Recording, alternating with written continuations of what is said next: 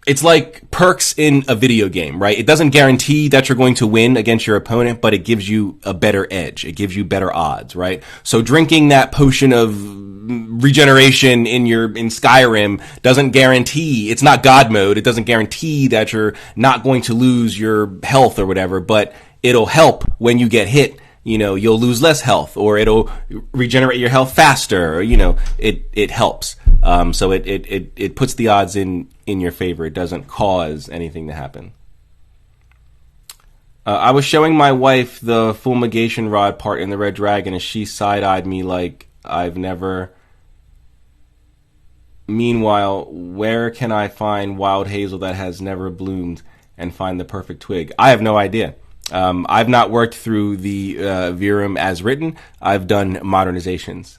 That's how I work through grimoires. I'm a traditionalist, not a purist. So I'm not like Lysiewski and these other guys who say that you have to follow the grimoire exactly as is. I believe as long as you stick to tradition and you do not step outside of the tradition, you're free to plug and play. So that's what I do. And I've had results. So. Nice to find a fellow warlock. Well, I don't use that term, but you're welcome. But yes, it's a tool, not a solution. Exactly. Yes, exactly.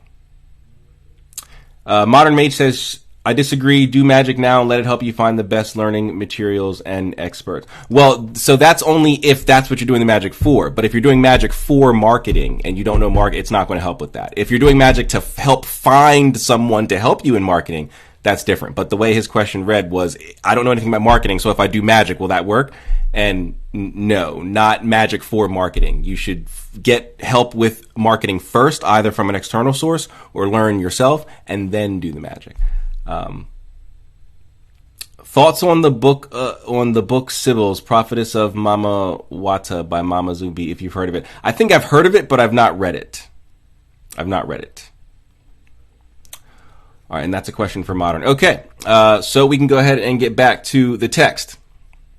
All right, I think I left off right here where they were sprinkling the frankincense and the vervain onto the charcoal disc. So I passed the book through the smoke so that it would acquire the scent. With each pass, I said, Oculos, stop it! Stop! At the beginning, sorry, I read that. Oculos habent Lucifer et non vedibunt, ores habent Leviathan et non audient, nares habent Asmode et non odurabunt. Lucifer ruling the eyes, let them not see. Leviathan ruling the ears, let them not hear. Asmodeus ruling the nose, let them not smell, is the translation. Following the instructions given to me by the captain, I had with me a young white piglet. I put his snout above the incense smoke, and he squealed. I then said, Non clamabunt in gutere suo. Do not cry out with your own voice. The animal immediately became silent. I drank some holy water, I've never heard of that, and spat it out of my mouth onto the coals. Okay, so he didn't drink it. He put it in his mouth, and he did what they do in the ATRs. I spat it out of my mouth onto the coals until they were extinguished. Everything you use must be thoroughly blessed.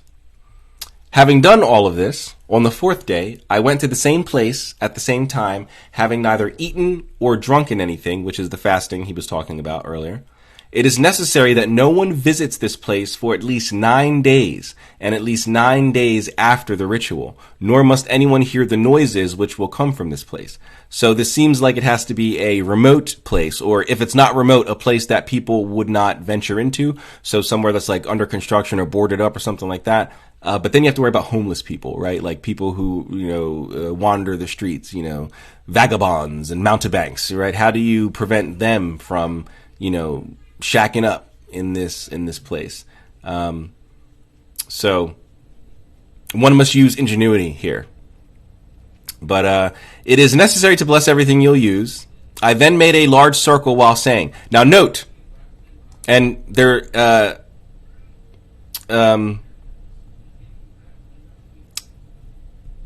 I just lost what I was going to say, but never mind. Et porta inferi non plevalabunt, iun Jesus Maria Iosif pervetuanum tuam communicasti quel perveniet ad me.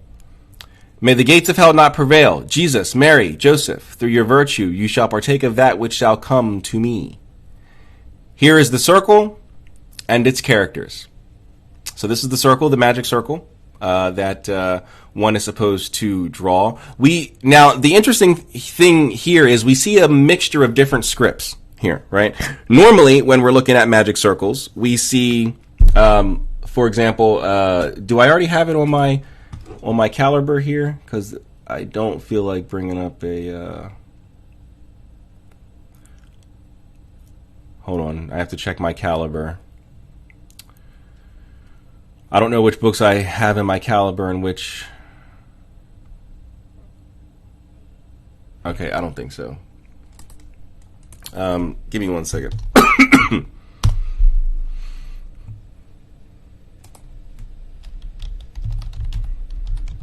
Let's take a look at William Kiesel.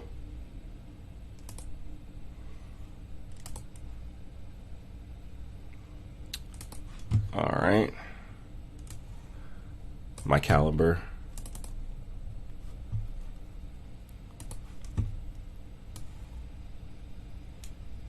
All right. So normally when we see magic circles, the script remains the same. This is William Kiesel's Magic Circles in the Grimoire tradition, which shows us the most popular circles that come from Grimtrad. There's about 54 popular magic circles that you'll see repeated throughout the vast majority of grimoires. Like we can see the script generally remains the same. This is not really a circle. It's not really a circle. The script tends to remain the same, right? We generally don't see different types of scripts within magic circles, right? We can see here 6 out of the books of Moses. It's from the Heptameron, right? The scripts remain the same. Here's another. That's from the Sworn Books, Holland's Wang and 6 out of the books of Moses. Pope Honorius, True and Faithful Relation. Like the scripts remain the same. There's no variation in the scripts.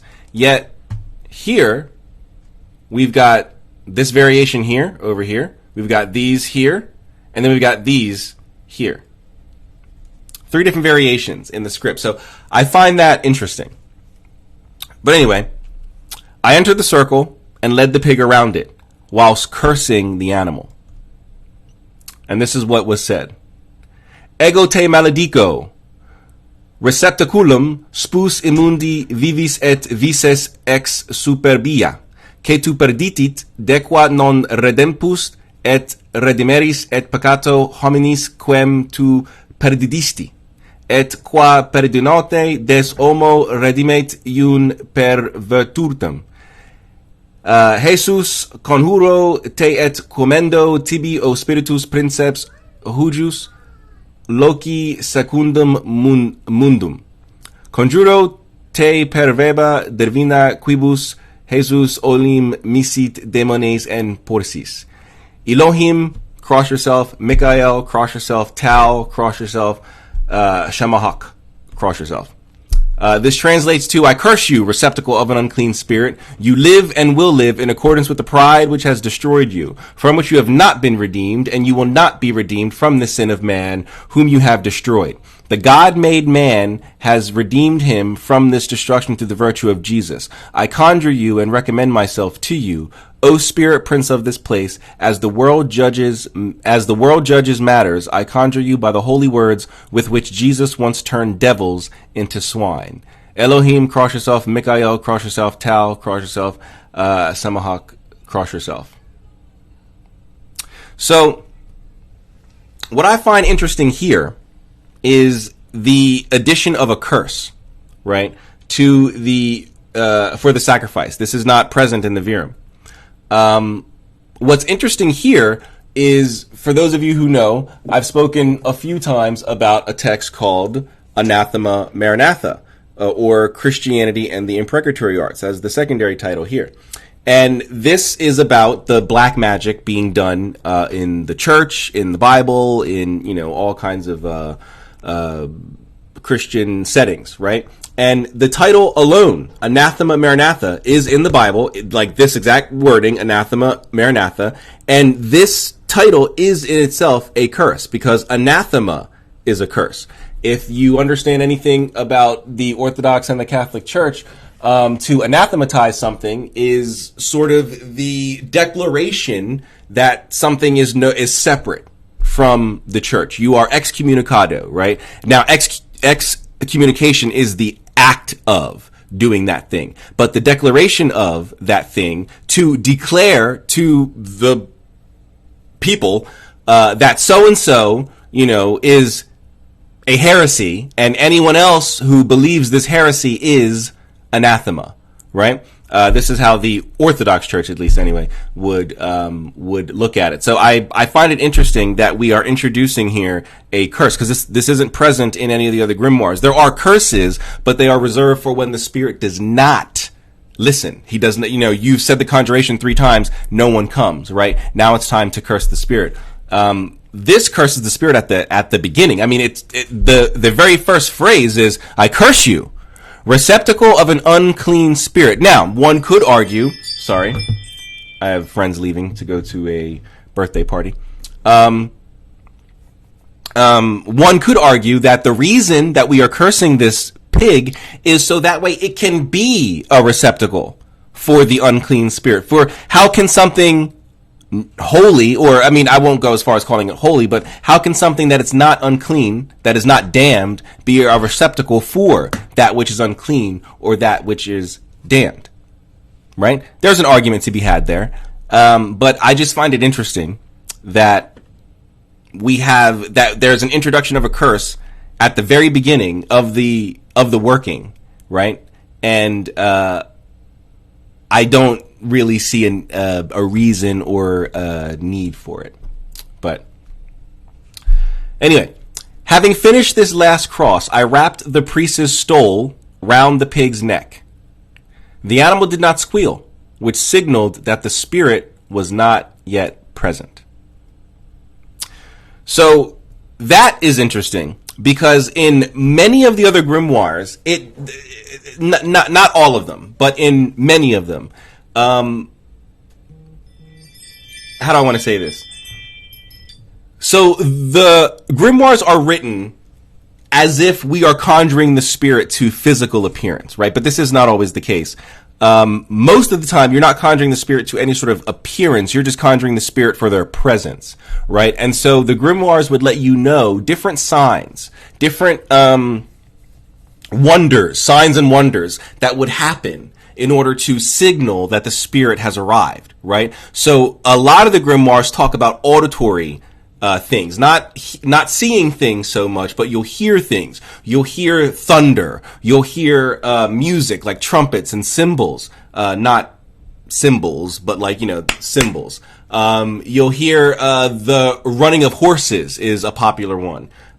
You'll hear, or maybe it's not horses, maybe it's a play on, you know, if you're summoning a demon, you know, the devil has hooven feet, you know, the stereotypes and all that other stuff. Maybe that's a play on that. But I have read texts, such as the Book of Forbidden Knowledge, that talk about, the hearing of wild horses running and things like that, and to not turn around, you know, to not look and see, you know, what it is that is, coming to you. So it's interesting that this has some sort of a way to determine whether or not the spirit is present other than physically seeing the spirit. And this does lend into the notion that a lot of authors, I don't agree with this. I believe personally, if nothing happens, if there is no sign that the spirit is present, it's best to assume they're not there and to either do the conjuration again or close down and try again on another day. But it's popular these days. There are a lot of popular authors who say if you get no sign that anything is there, that's okay. Continue as if something is there.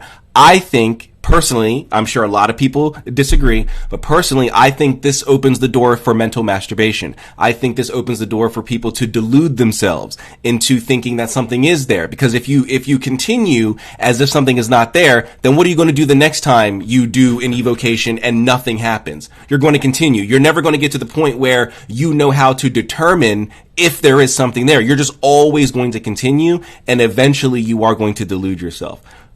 So that's how I see it. But everybody is different. And of course, it's popular these days, even from authors that I respect. It's popular these days to say that if you don't feel or see or hear any sort of signal or sign, any sort of disturbance in the atmosphere, anything like that, if you don't sense or see any of that stuff, to still proceed as if something is there. I don't agree with that, but you do as you will. But okay. I recited the curse 3 times, and on the 3rd time, the spirit approached. Now that's interesting because we see in the Goetia, right, you have 3 conjurations. I believe it's 3 conjurations before you get to the curse. I don't think, I'm quite confident it's 3. Let me see. So, the secret seal, the conjurations. Okay, so the first conjuration is a conjuration to call forth any of the aforesaid spirits. And then there's this, it's actually called the second conjuration. Then there's the second conjuration. And then there's the constraint, and then there's the invocation of the king, and then there's the general curse. So there's 4 opportunities. So there's the constraint over there, and then there's the invocation of the king over here, and then it's the general curses, called the spirit's chain, against all spirits that rebel. Right? So it's 4. I said it was 3. It's 4 opportunities for the spirit to appear before any sort of curse or punishment is enacted. Yet in the Grimoire to Conjure a Spirit of the Place, you say the curse 3 times, right?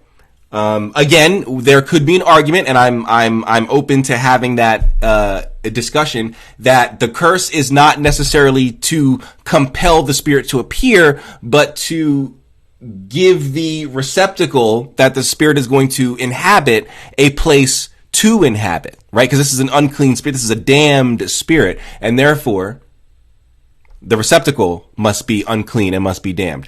But I would argue, why do we assume that the spirit of the place is a demon, right? Why would we assume that the genius loci is a demon? I mean, now obviously, clearly, this is a Christian grimoire, so we understand that reasoning. Sorry, guys, they keep coming in and out, and I don't want to turn off the ring just in case, like, UPS or somebody comes to the door. But anyway, yeah, so I'm open to having that discussion. But I would argue, I don't understand why someone is considering the genius loci to be a demon, unless there's more to this text that we don't know, right? Again, there's no elucidations. Other than Daniel Harms is on the shelf, which is 5 paragraphs. That's it. 5 paragraphs. That's all we have on this. There's no elucidation, there's no treatises, there's no commentaries on this text. So for all we know, this text could start later, right? Like there could be a bunch of stuff beforehand that we're not privy to that may be left out of this, right? What page are we on? 8? Okay, this is page 8. So the way it starts, it doesn't seem that there's anything missing, right? I mean, it starts the way a lot of grimoires start. Whoever reads this book, right? A lot of grimoires start that about talking about the book, this book, right? I don't know. But I'm open to having that discussion. All right. Before we continue, let me go back and look at the chat. Oh, thank you for the gifts, guys. Sorry. I have 2 screens. You guys are on this screen, and then I'm reading from this screen over here. So I can't see any, when I'm looking over here, it's not like it is on the mobile version of TikTok where like it pops up on the screen and all kinds of things happen and it's like you can't really miss it even in the corner of your eye. Over here, I think it just pops up saying you sent me a heart, you sent me a rose, you sent me a this or that. I don't get like a cool animation or anything. So thank you guys. Thank you Colorist 2022. Thank you Amun and anybody else that sent gifts that that's not showing up here on the thing here. I think it only shows like the last 3. Oh wait, Billy, baby Billy. Thank you, Billy, for the fire. Baby Billy. Appreciate that. And Amun, you sent me a chili. What do they say? No spicy. That's what the NPC say, right? No spicy. All right. Anyway, let me see. Let me scroll up here. I think I missed some stuff. Let me see. Oh wow, I missed a lot of stuff. Jesus Christ. All right. Let me just take a few of these. I don't think we can get through all of these and then get back to the book in a timely manner.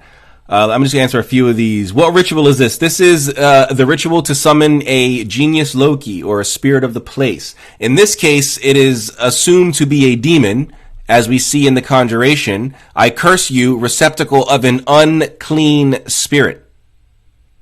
So it is assumed that the spirit that is being conjured here is a demon, although I don't know why that assumption is being made, outside of one being Christian, and of course anything outside of God is therefore a demon, which I don't understand. But sure. What is the difference between saying incantations in Latin versus English? How does the language matter? It doesn't. You are free to recite them in English. The only times it would matter is, like, I know for texts like the corpus, right? In the corpus itself, I believe it was Tat had a argument with I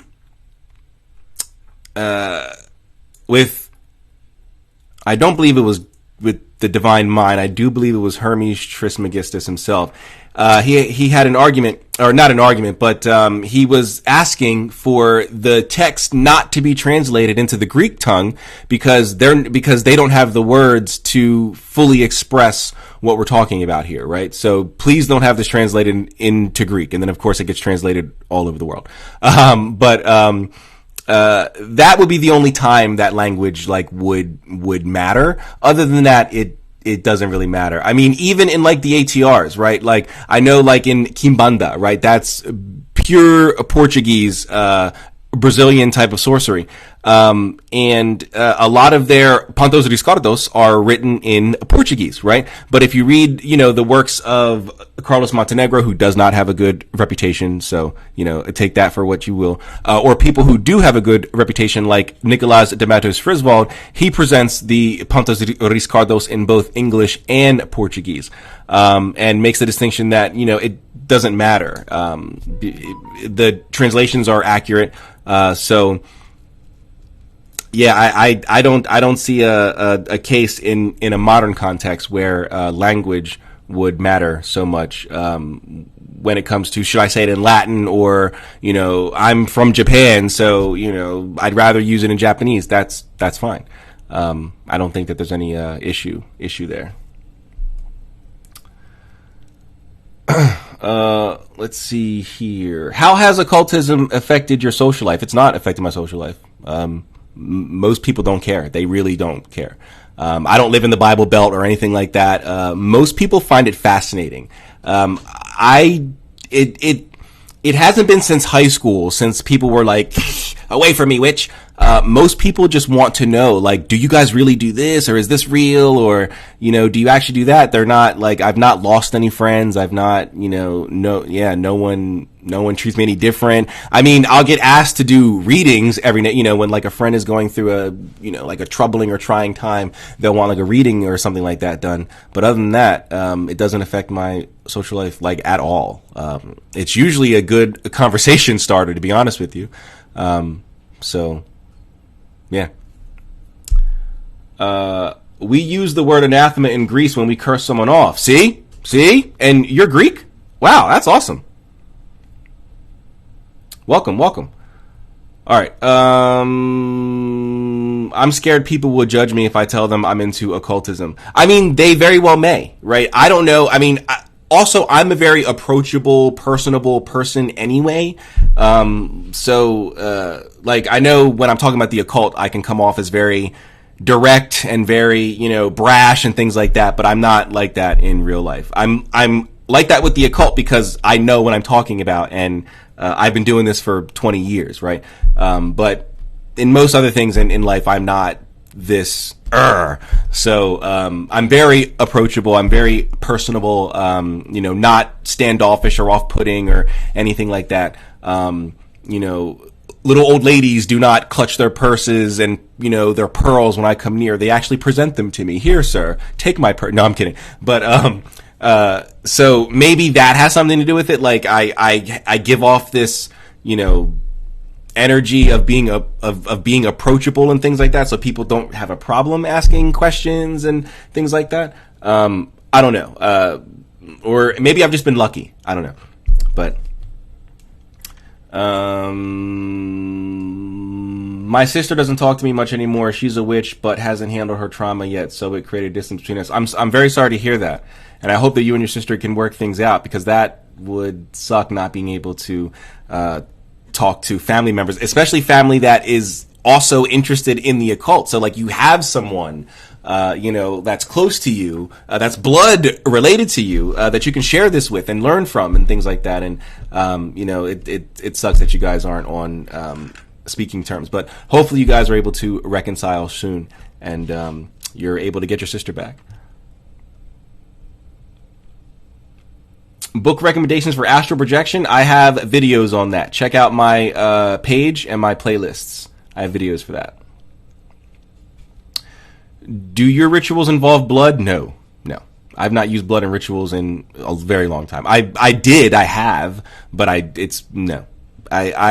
As you grow within the occult, you learn, some of the things you may have done years ago, even recently as 4 or 5 years ago, were juvenile, were childish, were not necessary, right? The deeper, and that's why you should never rest on your current practice, right? That's why you should always strive for more. There's always more. There's never, I can't stop you from, picking a spot and stopping right there. But there's always more to learn. There's always more to do. There's always more to see. And I have a super curious mind, so I can't ever get comfortable and sticking with where I am within the occult and in my practice. I always got to go deeper, go under so the deeper you go, the further you go, you find out that while there are spirits out there that are super powerful, that require blood, most of the ones that would ask for blood are not beings that you should probably want to work with, right? They're not beings that have your best interest at heart or anything like that.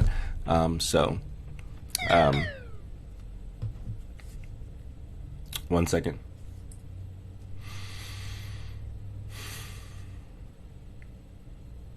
Interesting. All right.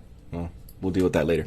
All right. Let's get back to the text here. Where did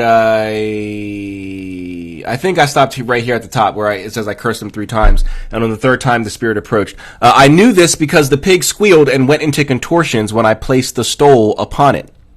The squealing and writhing soon stopped as I took him into the inner part of the circle. There I fastened the animal with the stole secured by a nail driven into the ground.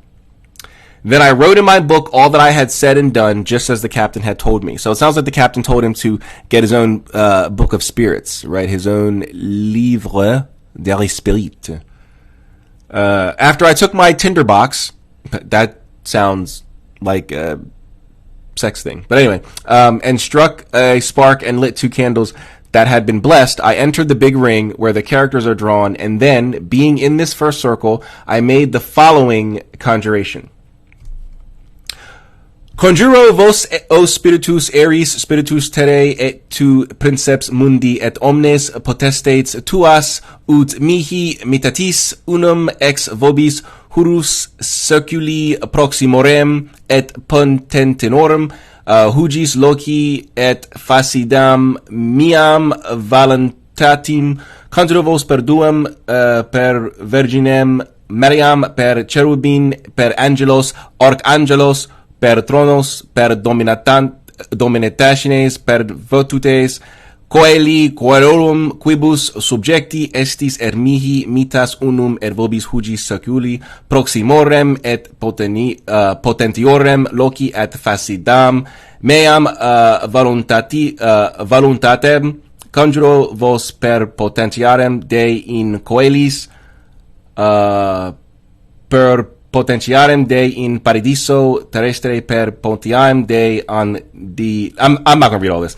I conjure you, O spirits of the air, spirits of the earth, and you, prince of the world, and all your powers, that you may send to me one of your number.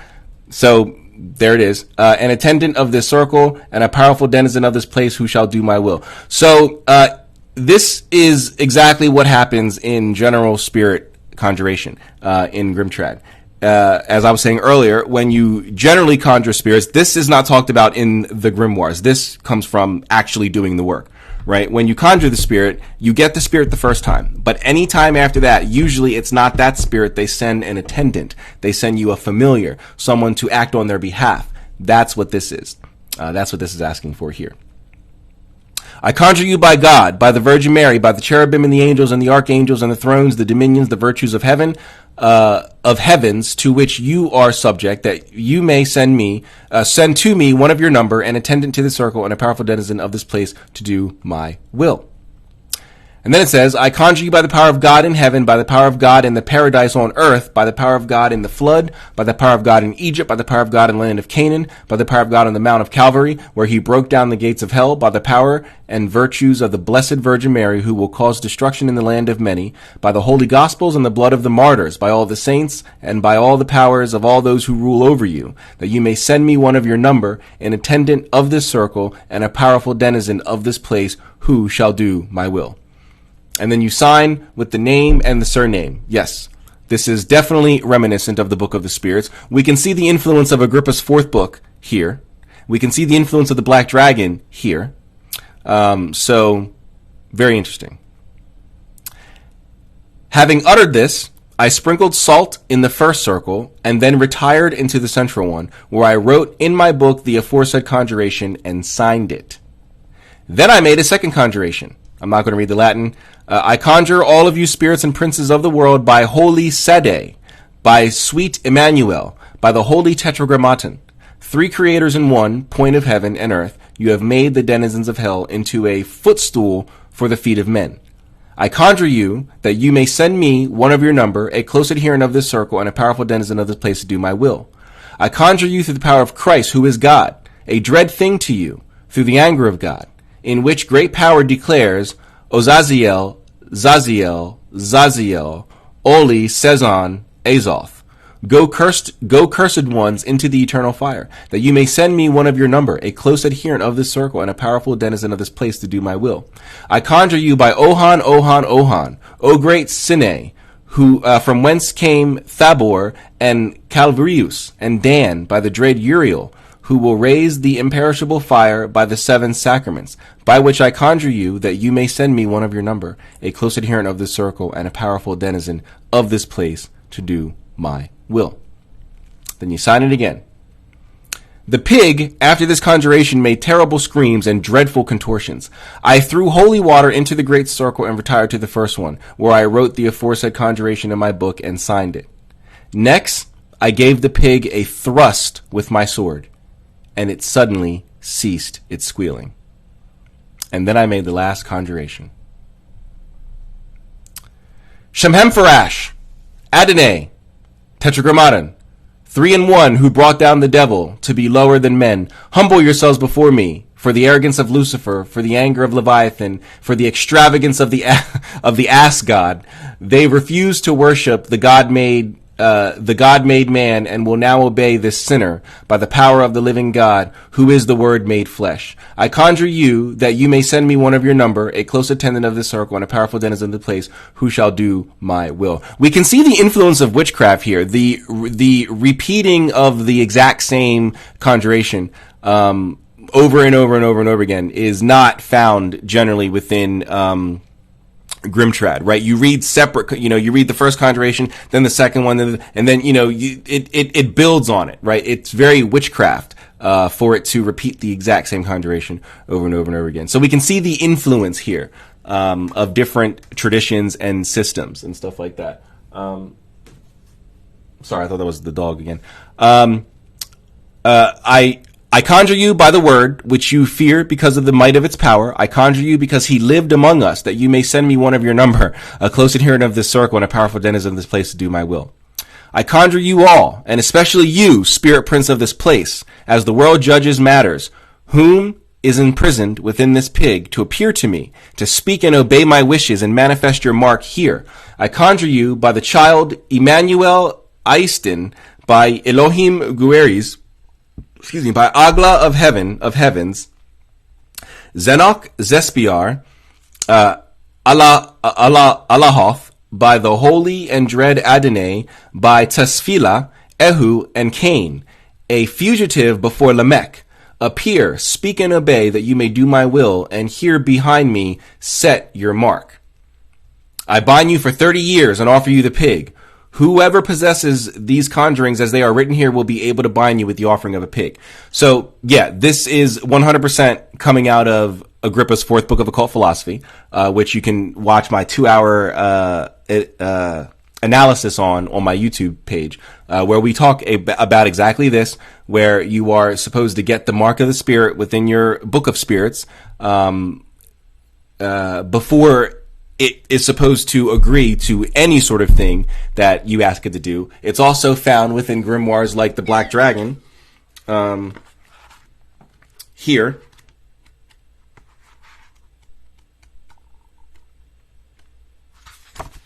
In the Conjuration of the book. So it's a little blurry, but the Conjuration of the book, and that right there, it says the mark of the spirit. And that in here, in the circle here, is where the spirit is supposed to place their sigil. And that is exactly what this is talking about. So we can see the influence here. Agrippa, who, I mean, you're not going to find a grimoire that's not influenced by Agrippa in some way, right? So that's, that's like saying, there's a pop artist or something like that was not influenced by, Michael Jackson. It's just not going to happen, right? So there's not going to be any kind of grimoire that was not influenced by Agrippa. But we can clearly see the fourth book in this last conjuration here. My intention was to engage the spirit for 300 years so that my descendants may derive benefit from him. So we can see the generational aspect here, the familial aspect of familiars, which is, what the hell is that?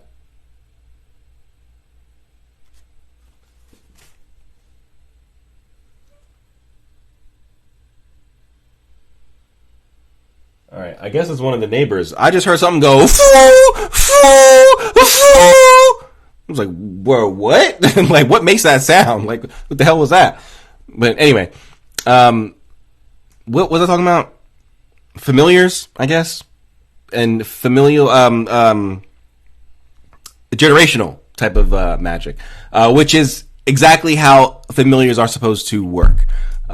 This new age way of looking at familiars, like, oh, my pet is my familiar, and all this other nonsense. It's not how it works. But anyway, I found only 30 years had been written. Here is the way it happened. As soon as I made the conjuration, the spirit appeared. I bound him with the with the stole secured by the nail in place of the pig. I wrote my conjuration in the book, and he told me his name was Maldescus, Prince of the Vicinity. I desired to engage him for 300 years, but he told me he would only sign for 30. He's like, bro, if you not give me no benefits, if there's no health insurance, I'm not working for 300 years, bro. 30 years and hour lunches, and we're good. But he also promised that each time someone who owned this book or another similar read the 3 conjurations for service and obedience, then one of his minions would attend. Notice, one of his minions, not him. Again, the spirits would generally come the first time as, what's his name? Maldescaz. I don't know if this is, if CH is K or Ch, depending on the language. But anyway, but after that, he would send one of his attendants, one of his minions. But also, notice that it says that anyone who uses this methodology, right? Again, coming straight out of Agrippa's fourth book, anyone who uses the methods written in here, you will come for them as well, right? You're not bound just to me. You are bound to the methodology. You are bound to the book. So anyone who uses this book, which you signed your name You wrote your name. You gave us your signature. You signed the contract. You owe us the money, right? You got to pay your mortgage every month. You got to pay your car payment. You got to pay your credit. You signed the contract. You don't pay, we can come and take stuff, or we can take your car, take your house, put bad credit on your name and all that nonsense. Sort of the similar concept here spiritually. The Spirit, again, this is in Agrippa's fourth book, 1550, because that came out 30 years after he was gone. 1550, around there.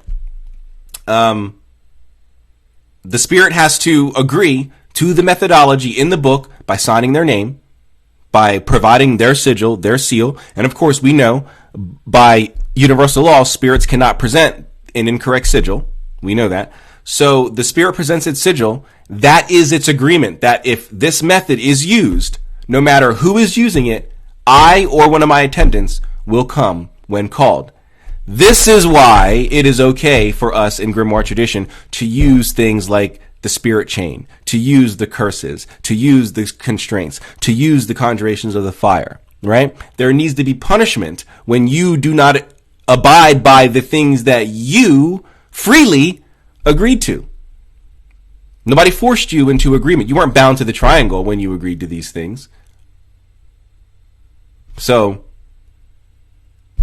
but that's another topic, the realities of spirit punishment, right? But anyway, in order to force him to obey, I poked fun of that. I again wrote 300 years and forced him to re-sign it, but once the book was signed, I found 30 years had reappeared. Then he immediately departed, taking the pig with him. The conjuration of the book. Wow, what did I just show you from the Black Dragon? The conjuration of the book? Wow. Didn't I just show you the conjuration of the book? Same thing here. Conjuration of the book. Right there. Conjuration of the book. Conjuration of the book. I conjure you, O book, in order that you be beneficial to the persons who will use you in all their business. I conjure you, O book, to be used and beneficial to all those who read you for success in their affairs. We can see the connections between Agrippa's fourth book and the Black Dragon. This is why Grimoire tradition is a tradition, right? I conjure you by the virtue of Jesus Christ's blood contained in this chalice, that you always be benevolent to them who will use you. That's the exact same conjuration in the Black Dragon. Next, you must exercise the book 3 times in succession in honor of the Most Holy Trinity. Then you must attend a Holy Mass. Now, Agrippa does not state this. This is clearly, I don't know if it's Elizabethan. I do not believe this grimoire is Elizabethan, but I do think it comes from the same time period. I believe this is 17th century. But I could be wrong there, but I believe this is 17th century. Note that this conjuration must be done. Also, Agrippa does not state that you have to do it 3 times.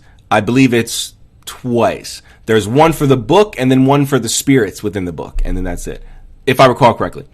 Note that this conjuration must be done after the consecration. That is true. Because you have to, like I said just now, you have to consecrate the book first. So there's one for the book, and then there's one for the spirits. That's what this is saying. You have to consecrate it first, one for the book, and then you do the spirits. Because if the book isn't holy, or the book isn't consecrated, it's not pure, it is not dedicated as a book of spirits, that could be your little notebook, your little sex book, your little rap book, your little book of poems. And, now my sigil is in there, right? So it's got to be consecrated, dedicated to the service of being a book of spirits, before you can start putting spirits in there. Officially, you're free to write spirits sigils anywhere you want, but to make it official, to activate it and have the spirits come and agree and put their stamp on it, it would have to be official. But anyway, it is necessary that a priest has a surplice and his stole on his neck as an aspergillium, which is it's a sprinkle thing. So instead of pouring water on your hands and they sprinkle, holy water, it's a asperger thing. I don't know how to describe it, but it asperges things, sprays things, made up of an herb called St. John's wort. It is necessary someone nominated as godfather be present who will hold the book during the ceremony of baptism and arrange the ritual to fit the book. Agrippa does not state this. This is not to say that this doesn't have any effect or it has no purpose or anything like that. But this is modern. This is not, Agrippa does not state this. Not to say that this won't work or have any effect, but it's not necessary to create a book of spirits. It is necessary to wrap the book in white linen that has been blessed. That is, yes. Then it must be placed under the altar cloth near the Gospels for 3 Fridays whilst Holy Mass is celebrated. Agrippa, again, does not state that. Next, you must wrap the book with the aforesaid linen in the form of a cross. Agrippa does not state this. And put it in a clean and secret place. This is all you need in order to use the book. Wow, that's all, huh? Just those things. Which I guess in 17th century, wherever, England, France, Spain, somewhere like that, somewhere where they spoke English, maybe these, steps would have been much easier. But not today. And Agrippa certainly didn't state any of this stuff. So, very interesting. But, there you have it. An analysis of the Grimoire to conjure the spirit of the place. I think that's it, right? Yeah, that's it. The Grimoire to conjure the spirit of the place. Grimoire pour conjurer l'esprit d'un lieu. I hope you guys enjoyed that. Hope you found it interesting. Let's take a look at some of the chats here. Could a genius Loki form in a place where demonic energy hasn't been cleansed? Yes, genius Lokis are natural. They are natural energies of a place that take consciousness and take on intelligence. So yeah, it doesn't have to be cleansed or blessed or anything like that. They are naturally of that place.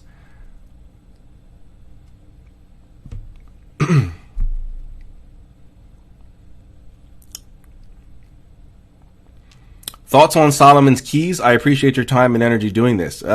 I like Solomon and his keys and all the variations of the key of Solomon. There's like 8 different variations out there of the key of Solomon and under different names, right? Like the Book of Solomon's Wisdom, the Key of Knowledge, all that stuff.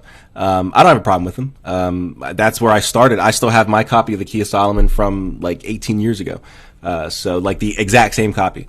I don't have an issue with the Key of Solomon or anything like that. I don't use the Key of Solomon much anymore.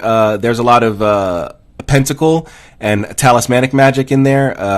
I don't really have a need for, different pentacles of each of the planets. So I don't really use it, but I have it. Your aura gives off the type of energy that tells me I should trust you and that you're legit. Well, thank you. But don't just go off of that, right? Don't just take anything. I mean, now in this case, we're reading the book. So, I mean, you can believe it or not. But in most cases, when I'm just like, when I'm on mobile and I'm not like, I don't have this setup where I'm able to like show you the books on screen and stuff like that. Don't just assume that what I'm saying is valid. Check me out, right? Write down the names of the books that I mentioned and go and see them for yourselves. And then go to the back of those books, look at the bibliography, and then read like 3 or 4 of those books, right? Don't just go off of what I'm saying. Cause I could be lying, right? I could be making all this up. So don't just go off of your feeling and my vibe. There are plenty of charlatans and frauds out there that give off good vibes. Nobody thought Bernie Madoff was scamming them for 30 years. And he was, right? So, if anyone in here knows who that is, I'm sure most of you probably don't. But he was a guy who did the biggest Ponzi scheme in the like $50 billion Ponzi scheme. But, and he did it for like 30 years and somehow nobody knew, right? I think everybody knew. Everybody just wanted the fees that they were getting, but that's neither here nor there. Don't just rely on, vibes and feelings and everything like that. But I'm glad that's how I come off. But always fact check, always go behind me and verify, which I'm not offended by. That's what you should be doing. You should be verifying. And if I say something that's incorrect or wrong, or I misquote something, call it out. I don't got a problem with that. Call it out. Like, no, Rebel, you said Agrippa said this and he did not. Say it. She's young and doing her own thing. I just feel the distance, not being able to discuss things. I feel you.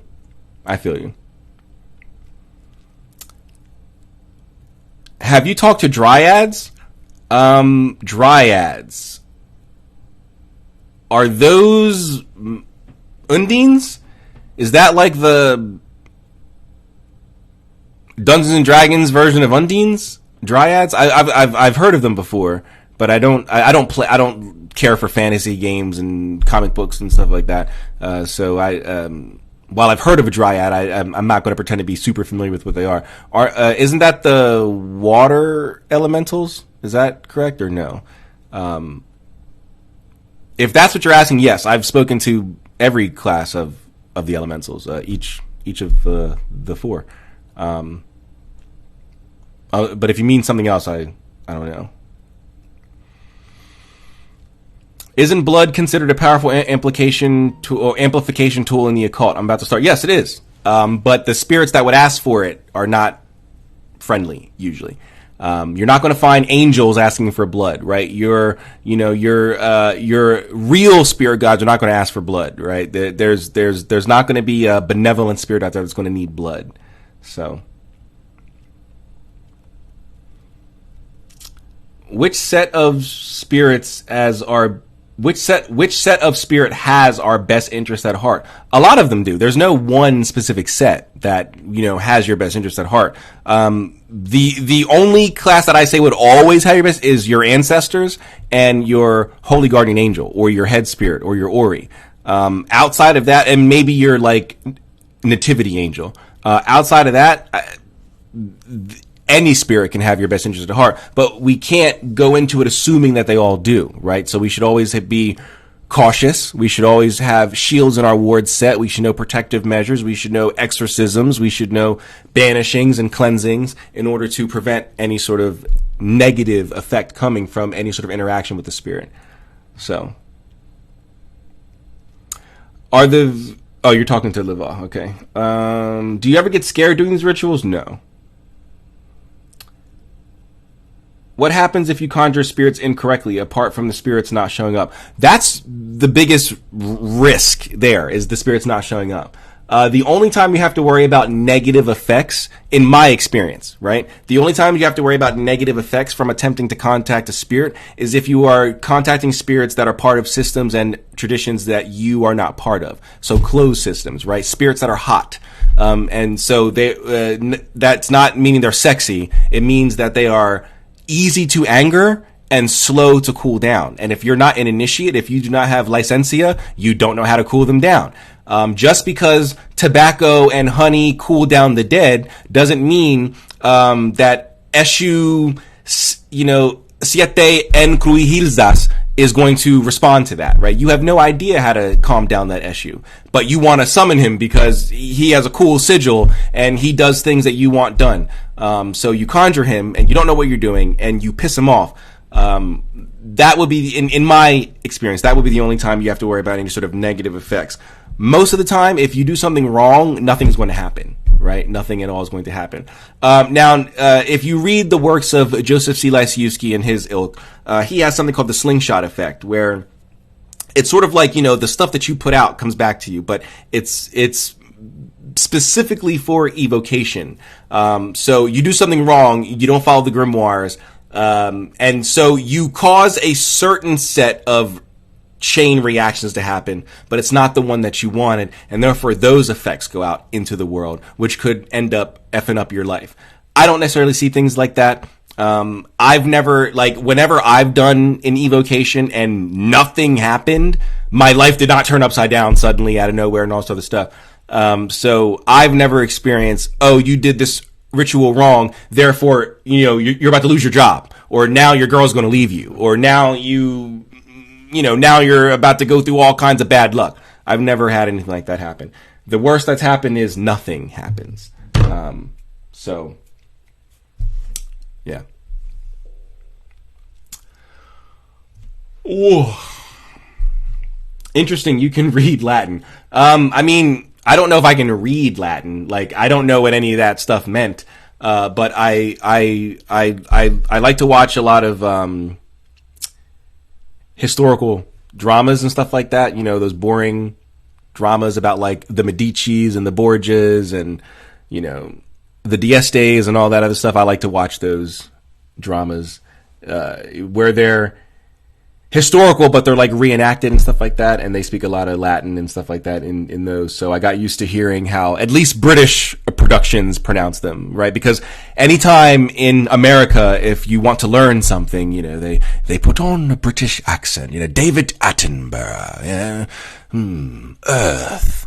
Here we are in the wilds of South America, and you're, we're learning he's British, because God knows if it was an American guy there, doing it, for some reason, it doesn't mean as much. But when David Attenborough does it, suddenly everyone tends to listen. So, yeah, I watch a lot of those historical dramas that are produced by British companies. And so the way they speak Latin, I've learned to hear how that sounds and, sort of just mock that. I don't know what any of that Latin stuff meant. So, what book are you reading? We were reading this right here, the Grimoire to Conjure Spirit of the Place. All right, get through a few more questions here, guys, and I'm gonna hop off, go get some lunch. Neighbors are possessed. Your neighbors are possessed? Well, that sucks. You might want to do an exorcism. What's in it for the spirit? In this case, I honestly don't know, Modern. I don't know. Normally the grimoires tell you to, bring an offering, to offer something to the spirit, to negotiate, blah, blah, blah. Well, I guess in this case, the pig, was an offering. So therefore it got the pig, whatever it's going to use that for, I don't know. Cause according to the grimoire, it took the pig, right? I mean, it stated that, right? Where does it say that? Right here. Then he immediately departed the spirit, taking the pig with him. So I don't know what the spirit would do with a physical pig. I've never had a spirit ask me for the full animal or the full thing. It's usually just like the blood or, like a body part or something. I've never had the full, animal be requested. So that's a little interesting. But in this case, I don't know, because it sounds like you pay the spirit once, that was the pig, and that's it. Now it has to work for you for 30 years, but it doesn't get anything in return. So I don't know.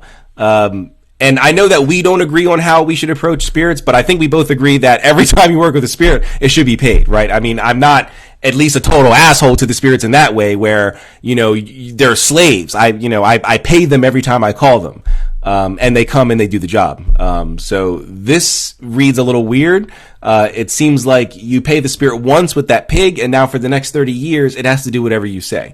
But again, as I speculated, somewhere in the middle of this live stream, this grimoire may very well be incomplete, right? It may start in the middle, and there's a whole preliminary setup that we're missing somewhere. But who knows? Maybe we have to contact Philippe Pissier from the Arsenal Bibliothèque en Paris. So, or Le Bibliothèque d'Arsenal au Paris, which is what that would be in French, the Arsenal Library. So, would they take the characteristics of the energy? Yes, that's exactly what they're looking for. They are looking for the energy, the essence of the thing, of the blood, of the tobacco, of the rum, of the honey, of the milk. They don't want the pig or, the human. They want the blood, or whatever is, gives off life energy. No, you should rely on vibes. Give me money. In Greek mythology, dryads are like forest nymphs. Okay, so they would be the earth elementals, I would assume. Yes, I've spoken to members of each of the four classes. Yeah, they live in trees. Interesting. But what if the spirits don't ask for blood and you just want to use it for summoning evocation? What do you mean? So the spirits aren't asking for it, but you want to use it for the evocation? Like what? Like as a base? Like in a fluid condenser or something? Is that what you mean? Like E.A. Coetting says in Evoking Eternity?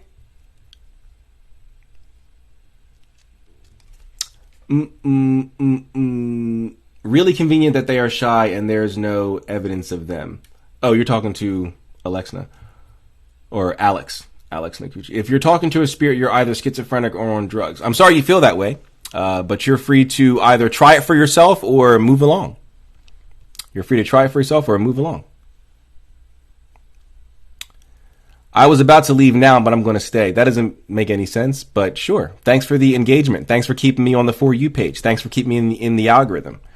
You trolls don't get it. It should be required watching for every troll on TikTok to go watch the deposition of the TikTok CEO so you understand how TikTok works. And then you'll understand that when you comment in someone's chat, whether it's a troll or not, that's considered engagement. That's all TikTok cares about is engagement. And your engagement kept me on the For You page for like 3 minutes longer than it should have. I should have fallen off. But you trolling keeps me on there. So you think you're getting a rise out of people. You think you're upsetting people when all you're actually doing is making the host more popular. So it should be required viewing. So that way you know what you're doing. You know that while you're saying your silly things, you're actually helping the channel, not hurting it.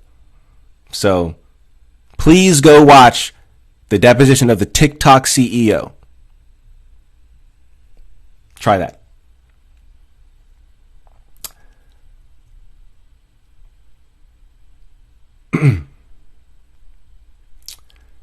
Consider the symbolism of Solomon dropping the brass vessel into the ocean. Well, that's only legend, right? We don't know if that's actually, and then, the fishermen found it and, oh, now the demons are released and all this other stuff. I don't agree with that. I think, I don't know why that would have been made up. I don't know why that particular part of the legend would have been created, but I believe that is just legend, not an actual act in history. Thanks for your time and knowledge. It's time for lunch. Yeah, baby Billy, I'll be following you. I'm hungry too. I think I'm gonna get some Chipotle. Time to destroy these guts. What to do with the what to do with the Spiro? What do you mean by that? Just want to say hello, Rebel. Hey, Unicorn, what's up? What do the spirits help with? Well, that depends on the spirit, right? They can help with love, money, health, wealth, success, protection, healing. There's all kinds of stuff that they can help with. This particular spirit, no one knows because it's a genius Loki. Excuse me. So you kind of have to contact them and ask them kind of what they can do, because they're like nature spirits.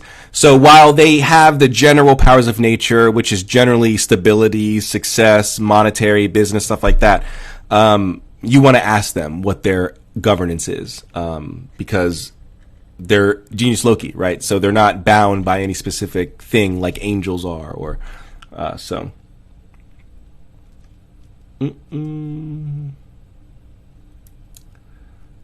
The Illustrated Grand Grimoire.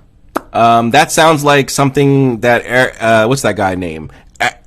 Arundel Overman. It sounds like something he wrote. Well, he should definitely not be upsetting people. Man just has a different opinion. He's just wrong. Are you talking about the guy in here trolling?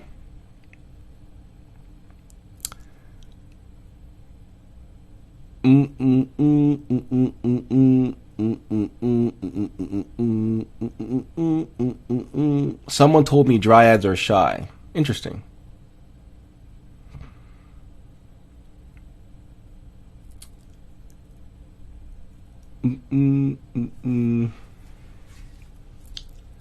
Like, hi friend, always happy to see your face on TikTok. What's up, Jen Michelle? What's going on?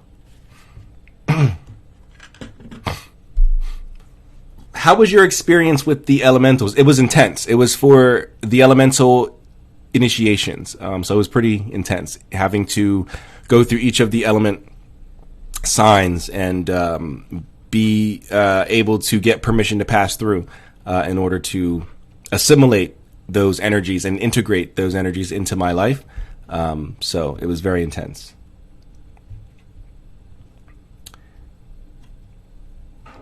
Name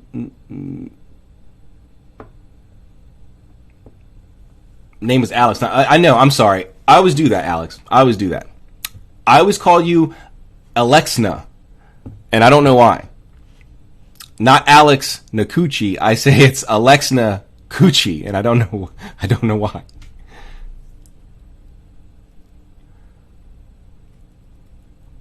The symbolism of the brass vessel, conscious mind, the ocean, subconscious. Interesting. Okay, I never thought to look at it like that. Interesting. Are you bound by spirit? What do you mean by that? Are you bound by spirit? I'm not sure what that means.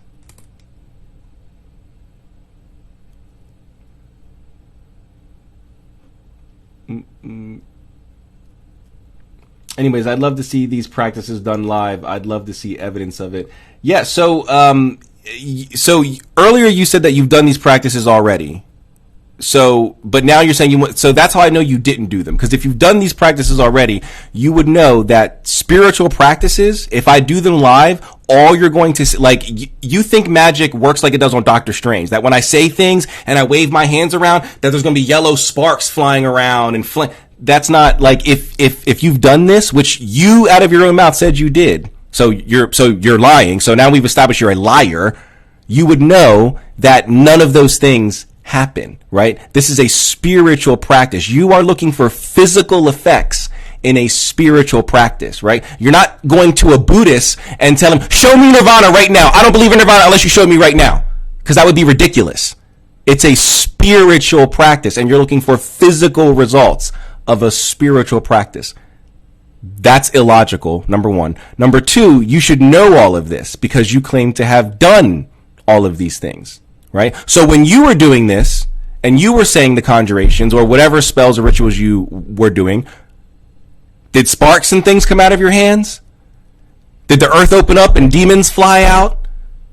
Did lightning bolts start descending from the sky as you started reciting your No, because it's not a movie. This is real life. We are human beings bound by the laws of physics. Whoever told you that magic works like it does on The Chilling Adventures of Sabrina lied to you, and you believed it. And now you're coming here trying to troll, not knowing that it's not working. Nobody is falling for you. You're only making the channel more popular. You're keeping me in the algorithm. But you know all this because I told you all this 15 minutes ago. So you know what you're doing. And it's failing. You failed. You're a liar, and you failed. And now you want us to fail with you. But sorry, it's not how it is. So, continue trolling, continue making me more popular, continue failing at what you're doing. Continue failing, because that's what you are, a failure. Continue failing, and it makes me more popular. Okay? Okay.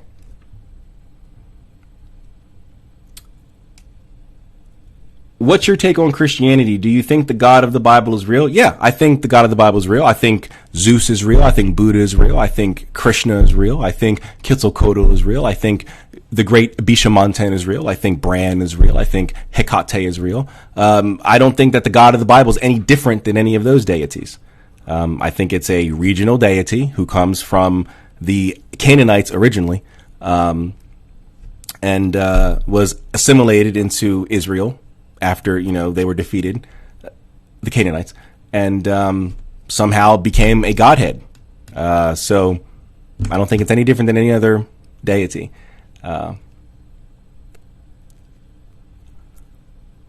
What book do you recommend to get started? Well, that depends on what you're trying to get started with. If you're talking about just getting started with like general magic, I like Stephen Skinner and Francis King's Techniques of High Magic. I like Donald Michael Craig's Modern Magic, and Gareth Knight's Practical Occult Exercises and Practices. So here, let me show you. So Techniques of High Magic by Francis King and Stephen Skinner.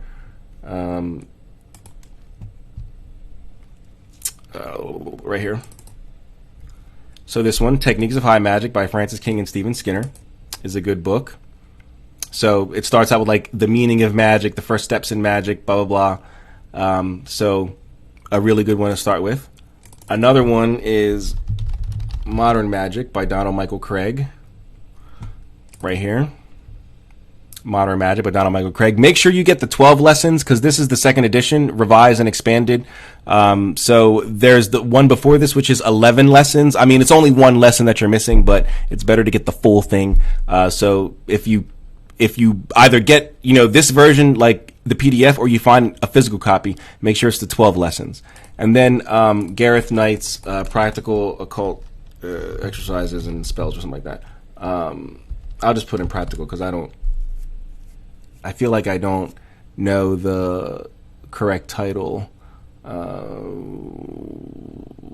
I should just type in Gareth Knight because I think practical has too many. Oops. There he is.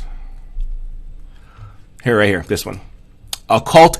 See, I always put practical in there. I don't know why I do that. I think it's because the word practices is in here. It's occult exercises and practices. Okay, I always say practical occult exercises and practices, and I don't know why, but it's occult exercises and practices. Okay, by Gareth Knight.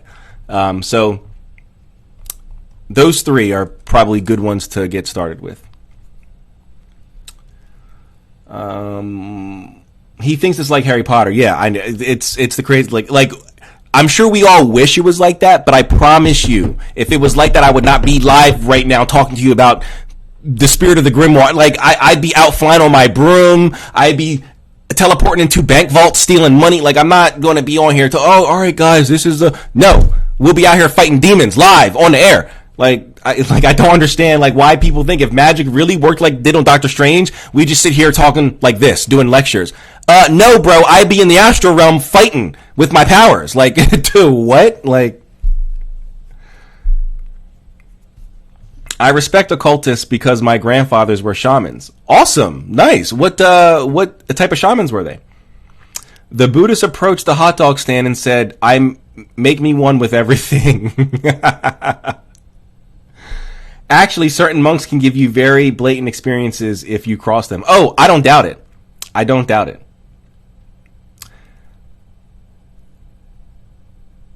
Which god is the most powerful? I have no idea. That would assume that I've interacted with every single god in existence, and that's certainly not the case.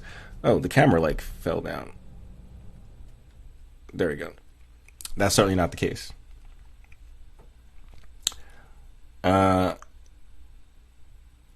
Off today and in here. Well, welcome. Donald Michael did well with that book. He did very well. It's literally one of the great, best-selling occult books of all time. I know it said what? It said 150,000, and that was back then. That was back when the book was published. Was it Modern Magic? I think it said 150,000. Yeah, 150,000 sold, and that was back when? Oh, it doesn't give the copyright page. Oh yeah, it does. So this was 2010. So this was back in 2010. The first ebook edition was back in 2010. So back in 2010, we're here in 2020, 13 years later. I'm sure this book has reached over 1 million copies. And if you know anything about book sales in the occult world, I mean, just selling 10,000 is a hit. I mean, you don't get that. And this isn't like regular books where millions of people are reading no. Especially today when there's things like this where even me, I mean, I have a whole thing here of them where there's ebooks where people aren't paying for them anymore. We're just finding them online and downloading them. But yeah, I have no doubt that this number up here, this 150 is probably 10 times that at this point. So,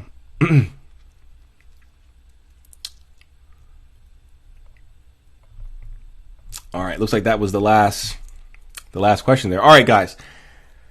It is almost 1 o'clock. It's 12:57. So that'll be what? About how long? Does it tell me how long I've been live? Yeah, hour 47. All right, so almost 2 hours we did today. I might be live tonight. I don't know. Depends. But if I do go live tonight, it probably won't be live desktop. It'll probably be mobile, so it'll be the different angle, the different view.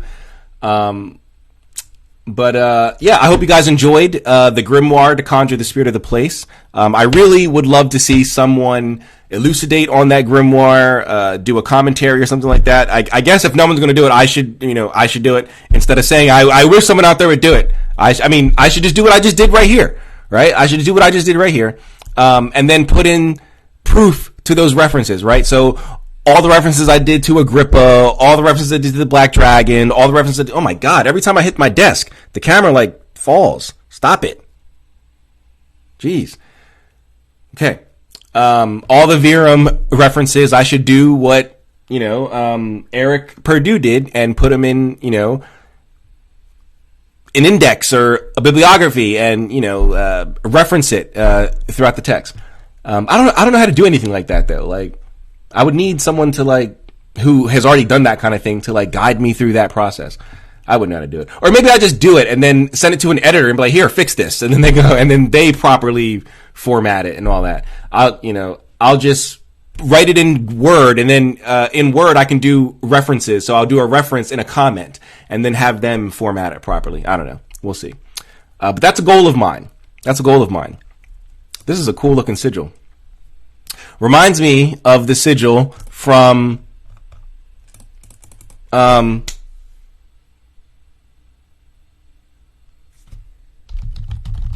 think this is it. Keys to the Abyss. Yeah. Reminds me a bit of this here. Anthony Testa. Jack Parsons and the Babylon working. But anyway. Not important. But yeah, I'm going to hop off. I'm going to go get something to eat. Thank you all for being here. Appreciate each and every one of you. I hope you guys enjoyed the analysis on the Grimoire for the Spirit of the Place.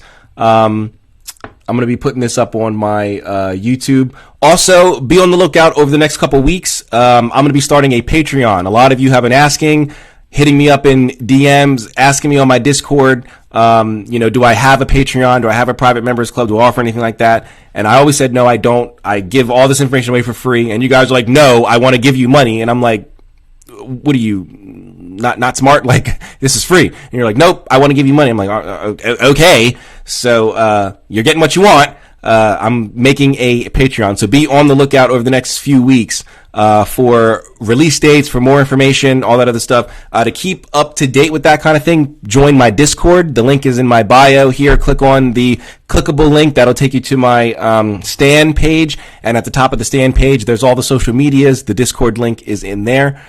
So join the Discord. It's a lively, vibrant community. It's active. It's not like there's no one in there talking. It is active. We have dozens of sections that are constantly active. People are always in there talking, and helping each other out with occultism, mysticism, esotericism, and even just everyday life things. So if you want a community of like-minded individuals, please do consider joining the Discord.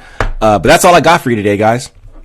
At least this morning. Maybe I'll be live tonight, but that's all I got for right now. So thank you all for being here. Appreciate each and every one of you. Hope you enjoy the rest of your Sunday, and I will see you in the next one. As always, seek the mysteries. Peace.